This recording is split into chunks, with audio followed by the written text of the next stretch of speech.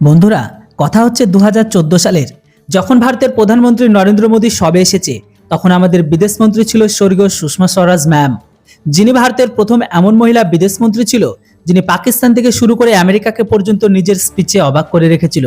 সাথে এই সুষমা ম্যাম এতটা দয়ালু ব্যক্তি ছিল যে তিনি শত্রুকে সাহায্য করার জন্য একবারও ভাবেননি।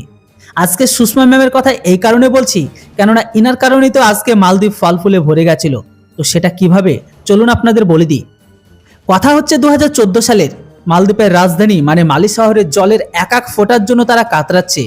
সেখানকার লোকগুলো স্নান করার জন্য বাদ দিন, খাওয়ার জন্য পর্যন্ত জল ছিল না সেই দিন। এটা এই কারণে হয়েছিল কারণ মালি শহরে যে এরোপ্লেন লাগানো হয়েছিল সেটা সম্পূর্ণ হয়ে যায় খারাপ।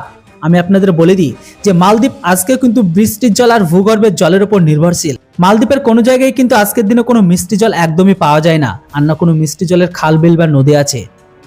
এই মতো অবস্থায় বৃষ্টি আর ভূগর্ভ থেকে জল থেকে পাওয়া যায়, সেটিকে পিউরিফাই করে মালদ্বীপ তার পিপাসাকে বোঝায়।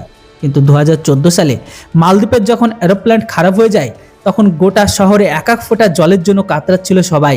সেই সময় কোনো দেশ মালদ্বীপকে সাহায্য করার জন্য আগে আসেনি, কিন্তু তখন মালদ্বীপ সরকার যখন ভারত সরকারের কাছে এসে অ্যাপিল করে, তখন সুষমা ম্যাম তৎকাল সাহায্য করার জন্য ঘোষণা করে আর গত 36 ঘন্টার মধ্যে অপারেশন মিরকে শুরু করে, যেটির অনুসারে ভারতের C-17 আর IL-76 বিমানের সাহায্যে প্রতিদিন 3.5 লাখ লিটার প্যাকেজিং ড্রিঙ্কিং ওয়াটারকে মালদ্বীপে পৌঁছানোর কাজ শুরু করে।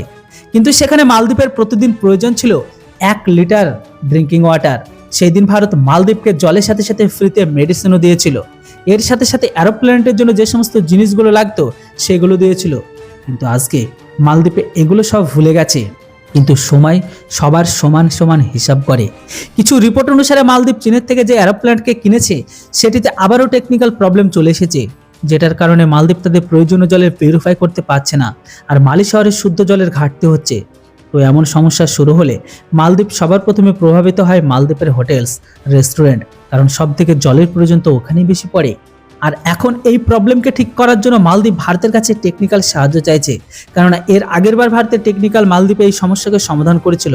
তাই এবারও তারা ভারতের থেকে সাহায্য চাইছে যে 2014 সালের মতো ভারত সরকার তাদের জন্য আবারও সাহায্য করে। কিন্তু তাদের অবস্থা আগের মতো একদমই নেই। কিছুদিন আগে মোহাম্মদ মইজু অনেক ভারত বিরোধী কাজ করেছে, আর এই জন্য তো ভারত মালদ্বীপের উপর যে কোনো রিপ্লাই কেউ দেয়নি। তাই যতক্ষণ পর্যন্ত ভারত সরকারের তরফ থেকে কোনো রিপ্লাই না আসছে, ততক্ষণ পর্যন্ত ভারত সরকারের তরফ থেকে কোনো সাহায্য যাবে না। আপনারাই বলুন, এদেরকে কি সাহায্য করা উচিত না উচিত নয়? এই বিষয়ে অবশ্যই আপনাদের মতামত কমেন্ট বক্সে লিখে জানান। Thanks for watching. জয় হিন্দ, বন্দে মাতরম।